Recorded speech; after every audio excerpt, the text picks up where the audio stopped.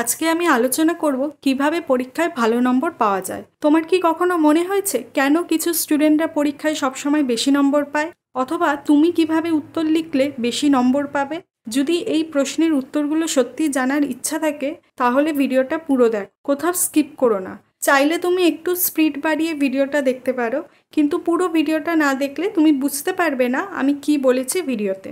অনেকেই ভাবে যে ভালো নম্বর পাওয়ার জন্য শুধু ভালো করে পড়াশোনা করলেই হবে, কিন্তু এটা 100% সত্যি নয়। পরীক্ষায় ভালো নম্বর পাওয়ার জন্য ভালো প্রিপারেশনের পাশাপাশি ভালো উত্তর লেখার কিছু টেকনিকও জানতে হবে। আমি এখন তোমায় একটা ছোট্ট উদাহরণ দিচ্ছি, তাহলেই তুমি বুঝতে পারবে। ধরো প্রশ্ন এসেছে জনবিস্ফোরণ কাকে বলে। এতে 2 মার্কস আছে। আমি 3টে উত্তর দেখাচ্ছি 3টে স্টুডেন্টের। তুমি একটু সময় নিয়ে ভিডিওটা পজ করে 3টে স্টুডেন্টের উত্তর পড়ে নাও। সাথে তুমি আমায় বলো তুমি হলে কোন স্টুডেন্টের মতো উত্তর লিখতে। কমেন্ট করে জানিও অবশ্যই। আশা করছি তুমি 3টে স্টুডেন্টের উত্তর পড়েছ। তাহলে তুমি বুঝতে পারছো যে স্টুডেন্ট 1-এর উত্তর খুব সংক্ষিপ্ত, কম তথ্য দিয়েছে, আর ছোট একটা দুটো বানান ভুলও আছে। স্টুডেন্ট 2 সেই তুলনায় কিছুটা ভালো লিখেছে, কী কী সমস্যা হয় তার উল্লেখ করেছে, কিন্তু একটা ছোট্ট ব্যাকরণগত ভুল আছে।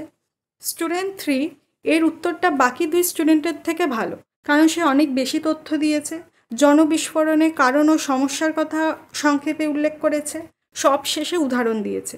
শুধু তাই নয়, কোনো বানান ভুল বা ব্যাকরণগত ভুল নেই। তাই স্বাভাবিকভাবেই স্টুডেন্ট 3-এর নম্বর সর্বোচ্চ হবে। তো টিচারের কাছে এরকম বিভিন্ন ধরনের স্টুডেন্টের খাতা আসে। তাহলে নিশ্চয়ই তুমি বুঝতে পারছো এখন যে কেন কিছু স্টুডেন্ট বেশি নম্বর পায় আর কিভাবে পায়।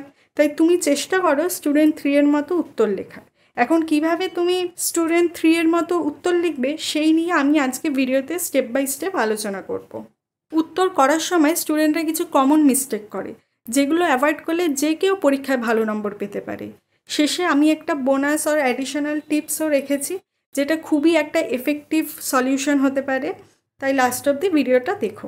First mistake, not following answer structure.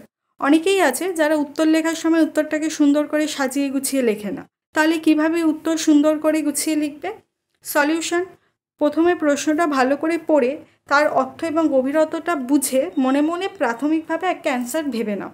এবার উত্তর লেখার সময় প্রথমে একটা স্ট্রং ভূমিকা দিয়ে শুরু করবে, তারপর মূল বিষয়বস্তুতে প্রবেশ করবে এবং শেষে অল্প কথায় উপসংহার লিখবে। উদাহরণ, প্রশ্ন, গ্লোবাল ওয়ার্মিং বলতে কী বোঝায়? উত্তর, ভূমিকা, গ্লোবাল ওয়ার্মিং একটি গুরুতর পরিবেশগত সমস্যা।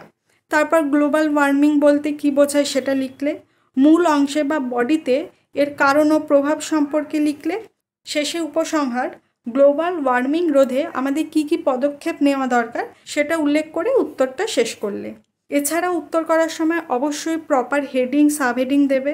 উত্তরের বিষয়বস্তুর ওপর নির্ভর করে আলাদা আলাদা প্যারাগ্রাফ করবে, আর পয়েন্ট লেখার সময় বুলেট পয়েন্ট বা নাম্বারিং করে লিখবে। এভাবে লিখলে তোমার উত্তরটা স্পষ্ট হবে, আর টিচারেরও তোমার খাতার প্রতি একটা গুড ইমপ্রেশন তৈরি হবে। Second mistake, not adding additional information. অনেক স্টুডেন্ট আছে যারা শুধু মেন অ্যান্সারটা লিখে শেষ করে দেয়, অ্যান্সারের সাথে অ্যাডিশনাল ইনফরমেশন যেমন উপযুক্ত example, diagram, formula, extra point এগুলো যুক্ত করে না। সলিউশন, প্রশ্নের সাথে যদি কোনো উদাহরণ বা ছবি যোগ করা যায় তাহলে সেটা অবশ্যই দাও। যেমন যদি প্রশ্ন আসে বায়ুমণ্ডলের স্তরগুলো কী কী, তাহলে শুধু উত্তর না দিয়ে স্তরগুলোর ছবি এঁকে দেখাতে পারো। এতে তোমার উত্তরটা বেশি নম্বর পাওয়ার যোগ্য হবে। তবে ছবি আঁকার সময় না থাকলে বা সঠিক উদাহরণ জানা না থাকলে বা কোনো পয়েন্ট মনে পড়ছে না, তাহলে ভুলভাল ইনফরমেশন দিও না, তাহলে সেটা টিচারকে ইমপ্রেস করার বদলে আরও ডিপ্রেস করে দেবে। Third mistake, Seely mistake in answer paper. আমরা অনেকেই তাড়াহুড়োর সময় উত্তর লিখতে গিয়ে অসতর্কভাবে অনেক ছোট ছোট ভুল করে ফেলি, যেমন বানান ভুল, সেন্টেন্স কনস্ট্রাকশনে ভুল, শর্ট ফর্ম ব্যবহার করি, ইউনিট লিখতে ভুলে যাই, এরকম কিছু। সলিউশন, চেষ্টা করো পরীক্ষা যখন শেষ হবে তার থেকে 10-15 মিনিট আগে লেখা শেষ করার, তাহলে তুমি খাতা রিভিউ করার সময় পাবে। খাতা রিভিউ করার সময় যেই ভুলগুলো চোখে পড়বে সেগুলো তুমি ঠিক করে নিতে পারবে। যদি খাতা রিভিউ করার সময় না রাখতে পারো তাহলে উত্তর লেখার সময় যথেষ্ট সতর্ক হয়ে উত্তর লেখো, যাতে ভুলভ্রান্তি কম হয়। তুমি কমেন্ট করে জানাতে পারো তুমি কি রিভিউ করার জন্য আলাদা করে হাতে সময় রাখো, নাকি রিভিউ না করেই খাতা জমা দিয়ে দাও। Fourth mistake, poor time management. এটা আমার সাথে অনেকবার হয়েছে যে আমি জানা প্রশ্নের উত্তর ছেড়ে এসেছি সময়ের অভাবে, কারণ আমি ভালো করে টাইম ম্যানেজমেন্টের সাথে উত্তর করতাম না, যার ফলে আমার নাম্বার অটোমেটিক কমে যেত। আমি চাই না তোমার সাথে এরকম হোক। তাই সলিউশন হিসেবে আমি তোমার জন্য একটা টাইম ম্যানেজমেন্ট টেবিল বানিয়েছি, যেখানে question marks division, time allocation এবং অ্যাপ্রক্স ওয়ার্ড লিমিট দিয়েছি। মানে কত মার্কসের প্রশ্নের জন্য কতটা বড় উত্তর লিখবে এবং সেই উত্তরটা কত সময়ের মধ্যে লেখা শেষ করবে। এই যেমন 1 মার্কস কোশ্চেনের জন্য 1 থেকে 2 মিনিট ইনভেস্ট করলে টাইম, যেখানে তুমি 10টা থেকে 20টা ওয়ার্ডের মধ্যে একটা উত্তর লেখার চেষ্টা করবে, এরকম প্রতিটা মার্কসের জন্য কত সময় আর কত ওয়ার্ডস লিখবে সেটা তুমি এই টেবিলটা দেখলেই বুঝতে পারবে। এই টেবিলটার ফুল ভার্সন তুমি আমার ওয়েবসাইটে পেয়ে যাবে। এছাড়া কী কী ভুলের জন্য পরীক্ষায় তোমার সময়ের অভাব হয় সেই নিয়ে আমার একটা ডেডিকেটেড ভিডিও করা আছে, সেটা তুমি এই ভিডিওটা দেখার পরে দেখে নিতে পারো। আশা করছি হেল্পফুল হবে। 5th mistake, Messi answer sheet. কিছু স্টুডেন্টের হাতের লেখা পরিষ্কার হয় না, সহজে বোঝা যায় না যে কী লিখতে চেয়েছে, আর খাতাতে অনেক কাটাকাটি থাকে। মোটামুটি এই ধরনেরই আর কি অসুবিধে। সলিউশন, তুমি চেষ্টা করো লেখার সময় প্রতিটা শব্দের মধ্যে, লাইনের মাঝে একটু গ্যাপ বেশি করে রাখার। যখন কোনো উত্তর লিখবে একটু সতর্ক হয়ে লেখার, যাতে কম ভুল হয়, কম কাটতে হয়। যখন কোনো উত্তর ভুল হবে সেটা 1টা কি 2টো দাগ দিয়ে কাটো, ঘিজিমিজি করে কাটার কোনো দরকার নেই। এক্ষেত্রে বলবো পরীক্ষার সময় কি করে সুন্দর হাতের লেখা করবে সেই নিয়েও আমার একটা ডেডিকেটেড ভিডিও করা আছে, তো তুমি চাইলে সেই ভিডিওটাও দেখতে পারো, সেটাও যথেষ্ট হেল্পফুল হবে বলেই আমার মনে হয়।